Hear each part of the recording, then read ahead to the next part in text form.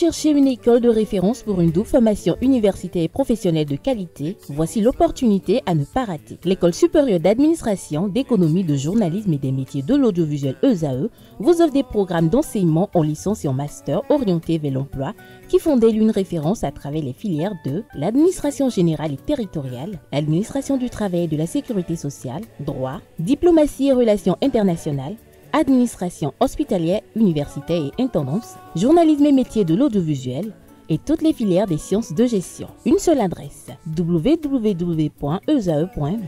Rendez-vous dès maintenant sur nos campus ESAE Bedjromende au numéro 90 93 65 21 ou au numéro 98 98 14 00. Paracourt sur le numéro 52 46 12 12.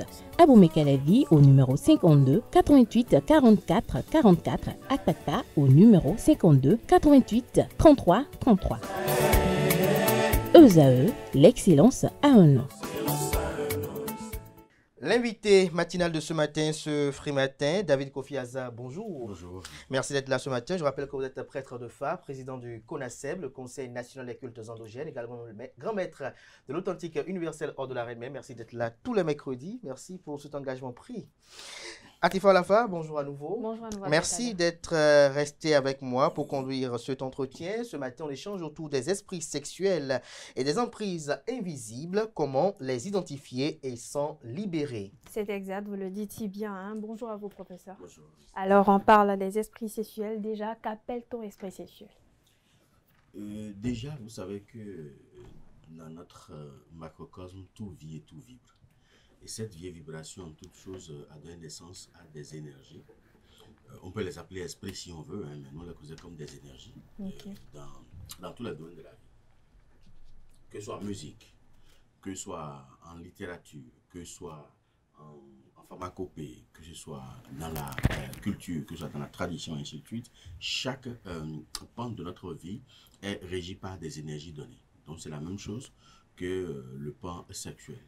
Et l'énergie sexuelle, ici, ce sont des entités qui gèrent et reçoivent tout ce qui est acte sexuel opéré par le visible ou par les hommes. En d'autres termes? En d'autres termes, c'est des gens, c'est des énergies ou des esprits qui sont garants de tout ce que nous faisons sexuellement. Parce que vous savez que... Ils sont garants comment? Ça dit quoi? C'est-à-dire que... C'est eux qui engagent les combats pour nous? Non, ils n'engagent aucun combat, mais leur rôle, c'est de surveiller et c'est de voir tout ce qui est fait. Parce que vous savez que le sexe de la femme est un portail. Ça veut dire quoi? Au cours des rapports sexuels, eux, ils sont là, ils nous observent. Ils nous observent. Ils nous observent comment? Je comprends. Pas en tant qu'humains. Ils n'ont pas une forme anthropomorphique.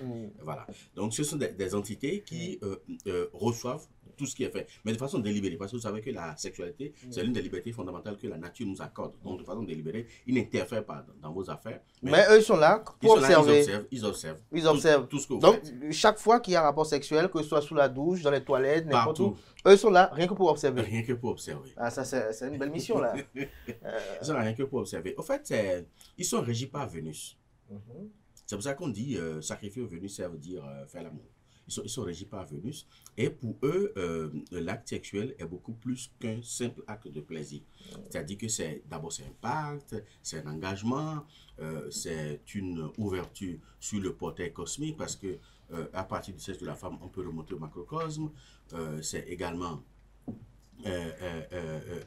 une bibliothèque parce que chaque acte sexuel qui est fait, un acte non protégé bien sûr, hein, un acte non protégé. Ah, quand il est protégé? Quand il est protégé, ça n'a aucun impact. Donc les esprits ne viennent pas regarder? Non, ils peuvent regarder, ils vont regarder, mais c'est que vous ne... Puisque le liquide séminal de l'homme est comme, c'est comme une sorte d'encre qui imprime l'image de cet homme-là dans l'immensité cosmique de la femme. Donc, dans la matrice de la femme, l'impression est restée. Donc, chaque femme traîne avec lui l'impression des images des hommes avec qui elle a eu à aller au sexe. Donc, aller au sexe. Ouais, donc chaque fois, elle en accumule. Donc, ceux-là constituent, ils sont comme des bibliothèques qui gardent ces images-là vis-à-vis de la femme, en fait. Donc, ce sont des énergies.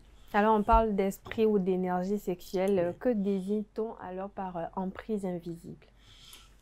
L'emprise invisible, c'est à plusieurs niveaux. Déjà, premièrement, nous avons des esprits qui se collent à nous, qui ne sont pas des esprits sexuels, mais qui se collent à nous. Ça peut être des défunts, ça peut être des entités célestes, soit par affinité, soit si c'est le cas d'un défunt, c'est peut-être un défunt qui désire, après sa mort, hein, un être vivant, ou peut-être il a désiré l'être vivant depuis son vivant, et après la mort, a continué par désirer l'individu. Ça peut être un homme comme ça peut être une femme. Ça veut dire quoi? On a envie de quelqu'un qui est décédé, c'est ça? Quelqu'un qui est décédé peut avoir envie de quelqu'un qui vit. Qui vit? Comment ça? On dit les morts sont morts, non? Non, les morts ne sont pas morts. Ils ne sont pas morts. Non. Donc vous le dites, ils sont dans l'air, dans le vent qui souffle, Peu et dans importe, l'eau qui coule. peu importe, ils sont tous sauf morts. Ils sont tous sauf morts. Ils sont tous sauf morts. Mais comment eux, ils peuvent désirer quelqu'un qui est encore en vie? Comment c'est possible? Vous savez que dans l'invisible, tout ce qui est dans le visible est dans l'invisible. C'est pour ça qu'on dit que ce qui est en bas est comme ce qui est en haut. Donc tout ce que nous désirons. Donc dans l'invisible aussi, ils font l'amour. Dans l'invisible, non, ils ne font pas l'amour tel que nous le faisons. Ah, okay. Voilà, c'est pas la même chose. Okay. Voilà. Je suis curieux. Je suis curieux. Donc, eux le font autrement. Ce qui est sûr, il y a un contact. Il y a un contact énergétique qui est opéré à chaque fois. Et c'est ça qui produit à l'infini les entités que nous observons. Parce que les entités que nous observons ne sortent pas es nihilo. Elles viennent forcément de quelque part. Elles ont été engendrées soit par émanation, soit par volonté céleste. Donc, ce sont si on vient à la dépendance, ce sont des esprits qui s'accolent à nous et qui nous suivent partout et qui ont soif de contact sexuel avec le vivant. Donc, ça peut être une femme comme ça peut être un homme. Et là, c'est ce contact à répéter qui crée la dépendance. Dépendance par rapport à quel fait, par exemple, quel agissement? Non. La masturbation? Non, ça peut pas forcément la masturbation. Le sexe à outrance? Non, non plus. Ça c'est d'autres formes de dépendance. Ce que ça crée, c'est souvent le phénomène de mari de nuit ou de femme de nuit. C'est-à-dire? C'est-à-dire que dans le rêve, on tient des relations sexuelles avec des gens. Si c'est un homme avec une femme, si c'est une femme avec un homme. Ça peut être de différentes femmes, de différents hommes, ou encore ça peut être la même personne qui vient à chaque fois. Qui vient à chaque fois. Voilà. Mais comment cela peut être... comment on peut décrire ce tel phénomène-là, selon vous, David Kofi Azar, dans l'invisible? Vous avez dit tout à l'heure qu'une personne qui est décédée peut désirer quelqu'un qui est vivant. Est-ce à dire que c'est pour cela, par exemple, on voit parfois des vidéos qui parfois me font marrer sur les réseaux sociaux, on voit une femme qui est en train de coucher, qui est allongée tranquillement elle-même, et on sent que quelqu'un est en train de lui écarter les cuisses, par exemple. Est-ce que c'est l'esprit invisible? C'est exactement l'esprit invisible, et c'est cet esprit-là qui crée maintenant la dépendance, parce que l'esprit vient tout le temps, pas forcément quand la femme veut, mais dès que l'esprit veut, l'esprit débarque à tout moment. Et ils ont cette possibilité de débarquer dans le monde des vivants. Même quand elle est avec son mari. Même quand on s'en fout. Hein. L'esprit peut endormir l'homme pendant un moment et faire ce qu'il a en fait, et puis après se retourner. Mais justement, qu'est-ce qui suscite cette cohabitation entre l'énergie sexuelle et l'être humain? Est-ce peut-être parce que nous avons des faits et gestes qui provoquent ces genres d'énergie vers nous, ou comment ça se passe? Non, c'est juste un désir, une volonté, un désir ou une volonté manifeste de l'individu, donc de l'esprit. Parce que, vous savez, il y a des esprits qui adorent des catégories d'hommes donnés. Comme la même chose également pour les femmes aussi. Donc, quand l'esprit tombe sur une telle personnalité, l'esprit s'y accroche. Okay. Ça peut être au cours d'une promenade, ça peut être peut-être au bout. Parce qu'il y a des fois où les esprits se rematérialisent, mais sans pour autant se faire identifier en tant que tel par les humains. Donc, lorsqu'un esprit se rematérialise et se promène au niveau de notre sphère terrestre et rencontre de telles personnes, l'esprit va s'accrocher à la personne. Donc, à un moment donné, l'esprit finira par délaisser le corps physique, donc va rester dans le visible et va poursuivre la femme ou l'homme jusqu'à sa demeure pour savoir où l'individu habite exactement. Et à tout moment, en quelques secondes, l'esprit est déjà chez lui. Donc, c'est juste une question de volonté. C'est un désir personnel de l'esprit qui décide.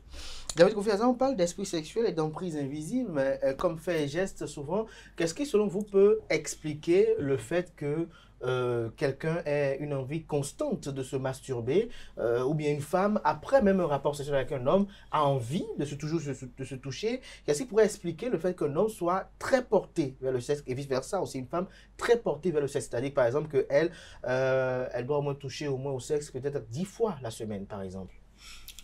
Est-ce que c'est pas aussi une manifestation d'esprit de nuit, d'esprit sexuel, ou une emprise invisible? L'emprise invisible peut se manifester à partir d'une masturbation répétée. Pas une fois en passant, mais une masturbation répétée va accrocher les esprits sexuels, dont on a parlé un peu tout à l'heure. Et ces esprits sexuels-là se raffolent du sang. Le sang dont on parle, ce n'est pas forcément le sang dans nos veines. Parce que le sperme, c'est du sang. Voilà, c'est du sang. Le liquide séminal de la femme également, c'est du sang. Donc, en éjectant ça, eux, ils vont puiser les énergies qu'il y a dedans. Puisque le sang cache l'énergie vitale de Dieu. Donc, le sperme également cache l'énergie vitale de Dieu. Donc, eux, ils vont prendre ça. Donc, quand on le fait de façon répétée, ça va activer davantage le désir chez eux de vouloir de ce sang-là. Donc, même si vous ne le voulez pas, ils vont vous stimuler pour que vous puissiez aller vers cette masturbation-là. Ça, c'est le volet de la masturbation. Mais en stimulant, est-ce qu'ils peuvent, lorsque vous décidez de ne plus vous masturber, bloquer vos affaires? Oui, ils peuvent vous créer des ennuis. Ils peuvent vous créer des ennuis et vont vous mettre dans la tête que c'est parce que vous n'allez pas faire ça que vous avez tel blocage. Donc, vous allez vous convaincre que c'est ça qui me donne des ouvertures. Et quand vous allez le faire... Ça devient un legba personnel, voilà. Alors. Dès que vous allez le faire... Une déité personnelle ou privée.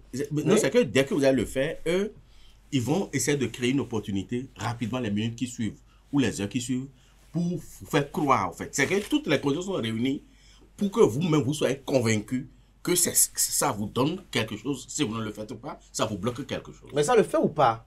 Ça le fait, justement. Donc, mais ce n'est pas le fait qu'il le fait, mais ce sont les esprits qui provoquent ça, au fait. Oui, justement, ils vous disent, nourrissez-nous pour qu'on vous nourrisse aussi. On vous donne quelque chose. Donc, la femme, elle est obligée parfois de tenir son verrou, ma soeur, à l'envers de la journée. Et là, quand elle le fait, il y a toujours quelque chose. En tout cas, l'esprit apporte toujours quelque chose en compensation, quoi, pour dire, bon, demain, il faut refaire, tu auras encore ça. C'est comme un enfant qu'on dit, tais-toi, je te donne du bonbon. Et à chaque fois que l'enfant se tait, on lui donne du bonbon. Donc, c'est juste pour nous bleuir, mais on peut s'en défaire. On peut s'en défaire. Par rapport au sexe, par rapport au sexe à outrance, à ce niveau-là. Ça, c'est un autre phénomène. C'est deux choses. Soit l'homme est hyper féminisé ou hyper masculinisé. Hyper féminisé, c'est-à-dire que l'homme a en lui les gènes de la femme à l'excès. Et ça peut l'exposer à l'hyperactivité sexuelle. Ou alors, il a son beaucoup les bas en excès. L'autre, c'est non. C'est-à-dire que l'énergie de virilité en excès. Dès qu'il a l'énergie de virilité en excès, que ce n'est pas contrôlé, soit par rituel d'harmonisation, soit par l'installation de l'entité, il ne sera jamais sexuellement satisfait. Il peut aller avec 2, 3, 4 femmes s'il le faut, même au cours d'une même journée, 2, 3 femmes au cours d'une même journée, mais l'envie sera toujours là, en fait. Mais est-ce que cela n'a pas d'impact sur la stabilité des affaires financières et autres? Non, ça n'a pas d'impact. C'est juste une question hormonale, c'est juste une question physique. Une question hormonale, une question physique, mais quelle est la répercussion sur le plan spirituel? Aucune répercussion sur le plan spirituel. Donc, il peut coucher avec 6 filles la même journée? Non. Il n'a aucun impact. Est-ce que... Non, l'impact n'est pas au niveau de la sexuelle. L'impact peut être au niveau, si je prends le cas physique, au niveau des IST par exemple, ou des MST par exemple, ou alors... Mais sur le plan de ça, si la stabilité, la stabilité de ses affaires... Non, ça n'a rien à voir. Ça n'aura rien. Ça n'aura rien, il n'y a rien du tout. Maintenant, sur le plan spirituel, si... par mégarde ou dans ces escapades sexuelles, il tombe sur des femmes qui vibrent négativement, ça peut avoir maintenant d'impact sur sa vie. Okay. Si il tombe sur une femme qui vibre négativement, parce que toutes les femmes ne sont pas touchables non plus. Ça, c'est vrai. Alors moi, j'étais curieux plutôt de savoir, est-ce que cela n'a pas d'impact sur la vie intime ou les relations sexuelles que un individu peut avoir avec son ou sa partenaire? Oui, les deux premiers cas, il y a impact sur la vie sentimentale. C'est-à-dire que si, par exemple, on est accroché par un défunt qui nous désire ou une énergie de l'invisible qui nous désire sexuellement, ça a d'impact sur notre vie sentimentale. C'est-à-dire que ça crée le dysfonctionnement ou même d'instabilité dans notre vie. Donc, de sorte qu'avec votre partenaire, il peut y avoir des soucis à chaque fois. Même si vous changez de partenaire, le même problème perdure toujours. Est-ce que cela peut arriver à un niveau où on ne désire plus peut-être une personne?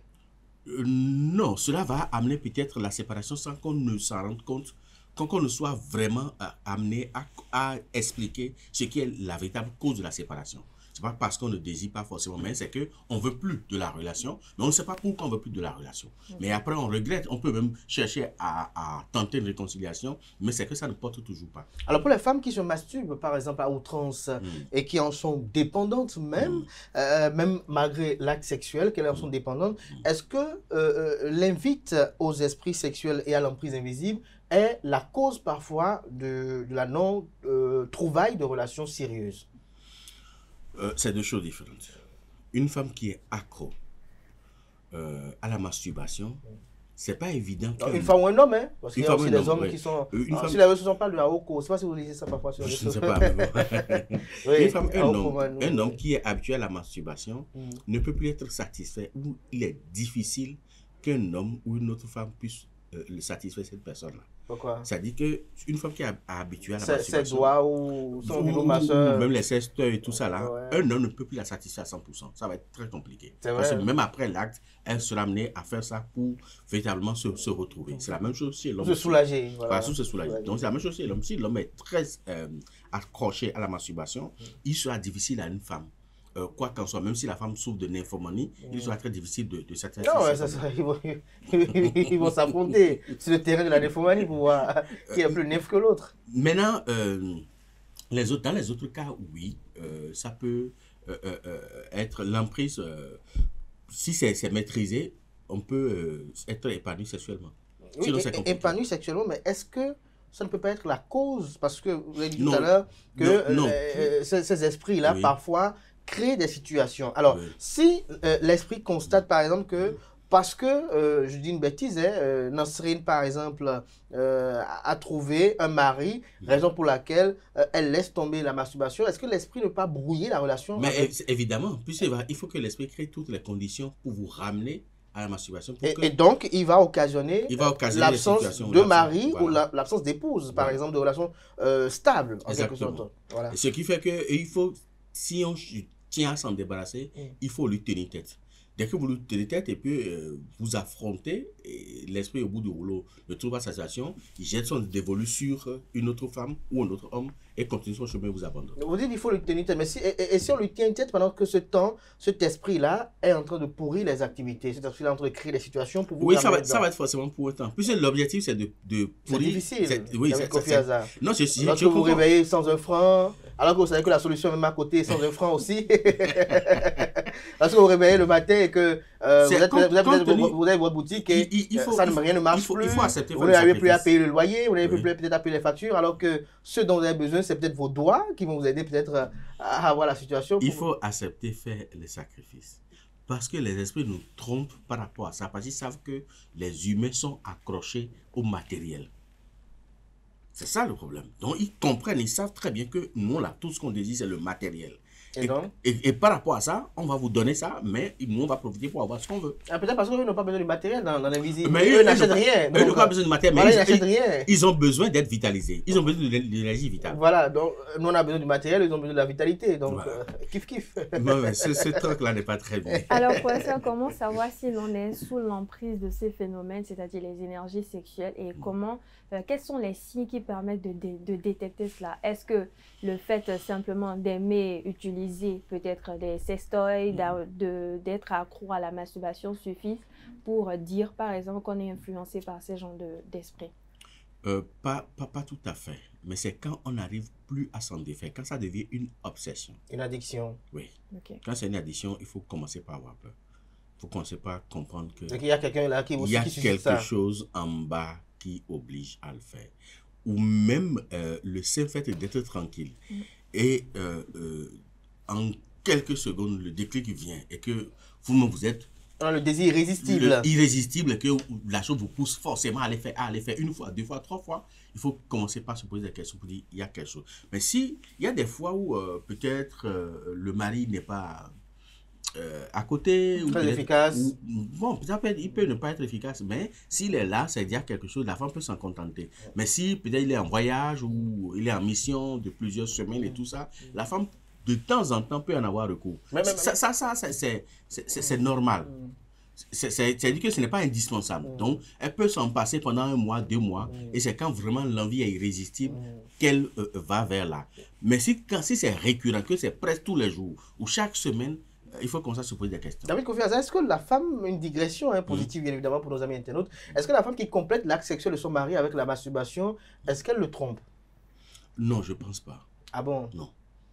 Ça dit, l'homme fait peut-être 1, 2 coups, mais elle se masturbe encore comme complément. Oui. Il y a pas elle ne trompe pas l'homme. Ah bon? Non, pas du tout. Donc elle est toujours dans... Oui, puisque on peut parler d'infidélité à ce niveau si le désir est porté sur un autre homme. Mais peut-être que dans la masturbation, elle se donne des images, peut-être... Ouais, mais... Peut-être elle pense à son Bokono, par exemple. Peut-être elle pense à son prêtre, par exemple. Ou non, mais homme comme femme, il arrive des fois où on fantasme sur des individus, même en plein acte sexuel avec son mari ou sa femme. Ah, d'où l'appellation de d'autres prénoms, d'autres noms. Bon, s'il n'arrive pas à se contenir. Mais pour faire comment si Abdelkader me Oui, permet, comment se libérer de ces genres d'énergie? Il faut résister. Comment? La résilience, c'est indispensable. C'est facile de le dire, David Kofi Aza. Oui, c'est facile de le dire. Lorsqu'on est animé d'un désir irrésistible, comment résister à cette irrésistance? Quand on a la volonté, on y peut. Mais seule la volonté ne suffit pas. Il faut chercher forcément un appui spirituel. Lequel? Forcément, il faut faire recours peut-être à un vaudou. Est-ce qu'il y a une divinité précise qui gère ces cas? Non. Il n'y a pas une divinité précise qui non, gère... La sexualité est réglementée au niveau de notre panthéon par beaucoup de Minona. La masturbation, est-ce qu'elle a un impact spirituel? Quand oui, on dit ça n'est pas. Quand on dit que ça apporte la poisse... Non, ça n'apporte pas la poisse. Les blocages? La masturbation n'apporte pas les blocages. La masturbation en elle-même n'amène pas les blocages. C'est les entités qui sont habitués à cette masturbation qui vous crée des blocages. Qui vous crée des blocages maintenant. Lorsque vous les laissez à jeun. Non, mais c'est pas la masturbation. Lorsque vous les laissez à jeun, elle vous crée des blocages. Non, c'est pas la masturbation. Là, vous êtes en train de dire au jeune homme qui aime se masturber de garder confiance avec le savon. On se dit, bon, non, je n'encourage pas ça. Les femmes vont davantage acheter les sex toys. Vous voyez un peu sur les réseaux sociaux, David Kofi Aza, les sex toys sont commercialisés comme des petits pains au vu et su de tout le monde. Avant, c'était caché, mais aujourd'hui, même, les gens font des photos, on les voit même sur le table, ça ne gêne plus. Alors, non, vous savez, on a comme l'impression que la masturbation est devenue une mode. On a envie de... Non, moi, personnellement, j'ai rien contre. Vous n'avez rien contre. Mais est-ce qu'on n'avait pas la crainte que notre jeunesse aujourd'hui est à la recherche de palpitations, sensations hyper folles? Non, c'est une question d'éducation. Parce que quand l'éducation sexuelle est ratée... Qui va éduquer sexuellement? Papa au moment? Les deux. Ou le grand frère? Non, ou le cousin? Les deux. Mais généralement, les mères savent mieux canaliser les femmes dans ce sens-là. Le problème qui se pose ici, c'est que quand la femme n'a pas atteint un certain âge et qu'elle a une activité sexuelle précoce, ça va jouer sur elle par la suite. Même si elle a la volonté de se caser chez un homme et qu'elle se case effectivement chez un homme, elle sera obligée de temps en temps faire recours à ces gadgets sexuels pour pouvoir compléter parce que de façon précoce, elle a commencé, donc elle n'arrive pas à se retenir, elle n'arrive pas à se maintenir, elle n'arrive pas à se contrôler. Donc c'est pour ça que je parle de l'éducation sexuelle, c'est très important parce qu'il faut avoir un minimum de 18 à 19 ans avant de commencer la sexuelle. Sinon, avant ça, au fil des années, mais parfois, ce que vous dites n'est pas vérifié parce qu'il y a des filles parfois qui peut-être connaissent le sexe à 20 ans, 21 ans, mais on a comme l'impression qu'elles veulent rattraper tout ce qui est perdu par le passé. Non, si l'éducation est ratée, si, mais dans le cas contraire, c'est pas évident. Est-ce que c'est une question d'éducation ou parfois une question d'environnement? Non, c'est une question d'éducation. D'éducation des parents. Des parents. Alors, oui, Atifa? Mais parlons des dispositions spirituelles à prendre. Au niveau des dispositions spirituelles, il y a des bains, par exemple, qui permettent d'éloigner, par exemple, ces énergies-là, qui qui plongent dans l'envie irrésistible du recours à la masturbation ou au sextoy. Il y a également des parfums qui sont utilisés par exemple pour repousser ce phénomène de mari de nuit qui oblige ou qui vous crée l'addiction sexuelle. Il y a également des savons qu'on peut aussi utiliser pour, ou même des liquides d'harmonisation qu'on peut faire pour régulariser ça. Donc, les vaudounos, en tout cas les initiés savent comment ça se passe, et si l'addition est vraiment ressentie et que vraiment le besoin irrésistible se fait ressentir tout le temps, il vaut mieux chercher un recours, quoi. David Kofi Aza, il y a certains qui disent que de ces esprits de nuit, si on les qualifie ainsi, esprits sexuels, il y en a que l'on rencontre à des endroits. Par exemple, lorsqu'on va à la plage, parfois, et qu'on y reste par exemple jusqu'à une heure donnée, parfois on peut revenir avec un esprit, par exemple. Lorsqu'on va sur l'autel d'une divinité avec laquelle peut-être on n'a pas vraiment de compatibilité, on peut revenir avec ces esprits-là à la maison. Alors, comment faire lorsque l'on quitte ces endroits-là et que l'on ne veut pas revenir à la maison? Je suis une femme avec un mari de nuit qui peut-être à 2h, 3h du matin me fait changer dans le lit sans que je m'en rende compte. Voilà. Non, au niveau de l'autel d'une divinité, c'est pas évident. Les esprits sexuels ne traînent pas là. Ils traînent souvent dans des milieux de désir et de plaisir. Les boîtes de nuit. Les boîtes de nuit. Au bord de la plage. Au bord de la plage, par exemple. Est-ce que faire l'amour au bord de la plage peut créer... C'est pas bon. Ah bon? Non, c'est pas bon. Ça crée quoi? Parce que dès que vous amorcez ce processus-là de faire l'amour au bord de la plage, ces énergies sexuelles, ces esprits sexuels se présentent. Comme d'habitude, ils ont observé. Voilà, et ils vous observent. Maintenant, si il y a des esprits féminisés, il y a des esprits masculinisés. Si parmi les esprits qui sont venus, il y a des esprits féminisés qui adorent le coup de rein de l'homme, ben, va le poursuivre. Ah ok, là vous y arrivez en fait. En fait, ces esprits-là, lorsqu'ils observent et qu'ils voient que il y a une performance quand même assez particulière à ce niveau-là, ils s'intéressent à cette personne. Il va poursuivre cet homme-là, et dès cet instant, l'homme va commencer par avoir des relations sexuelles dans le sommeil avec un esprit. Ça peut venir du jour, ça peut venir à tout moment, à tout âge. Donc, dès que ça va commencer, l'homme va commencer à avoir des dysfonctionnements au niveau de ses relations avec la femme. Et là, petit à petit, ils iront... Et si c'est la femme, si elle a de bons coups de hanche, donc... l'esprit masculinisé va la poursuivre. L'esprit la suit. Voilà. Alors pour ça, y a-t-il des procédés rituels que l'on peut faire pour éviter d'être influencé par ces énergies-là? Tout ce que je peux conseiller, si vous devez aller à ces endroits-là, qui ne sont pas très bien, si vous avez des choses par rapport à ça, lavez-vous ou prenez le parfum avec. Et puis, est-ce que parfois même quand on est chez soi, est-ce que parfois les parfums n'attirent pas les esprits beaucoup plus? Oui, le parfum dont je parle, ce n'est pas un parfum ordinaire. C'est un parfum qui va repousser ces esprits-là sexuels. Une dernière question. Est-ce que parfois ceux qui se lavent avec des savons parfumés pour dormir n'attirent pas ces esprits? Il est conseillé de ne pas se laver avec les savons parfumés la nuit. Parce qu'il y a des gens parfois qui se lavent avec le savon et qui mettent des parfums même avant de dormir. Oui, c'est pas bien. Ça attire. À moins que ça soit un parfum préparé pour les repousser. Sinon, même cela avec le savon parfumé la nuit, c'est pas trop conseillé. Une dernière question pour moi. Vous avez parlé tout à l'heure des prédispositions spirituelles à prendre pour éloigner ces esprits. Est-ce que parfois, il peut arriver que l'être humain ait une confusion au niveau des signes qui montrent qu'on est peut-être sous l'emprise invisible de ces énergies-là. Est-ce que le fait d'avoir recours à ces bains pour éloigner ces énergies-là ne susciterait pas un autre problème? Parce que si vous n'êtes pas peut-être sous cette influence et que vous vous adonnez à ces bains, à ces prédispositions spirituelles, est-ce que ça ne réveillerait pas d'autres problèmes après? Non, pas du tout. Okay. Rien du tout. Merci à vous, David Kofi Aza, pour ce moment d'échange. J'ai quand même retenu une belle phrase ce matin, c'est que il y a des esprits qui nous observent lorsque nous faisons des choses à deux dans des chambres, c'est ça.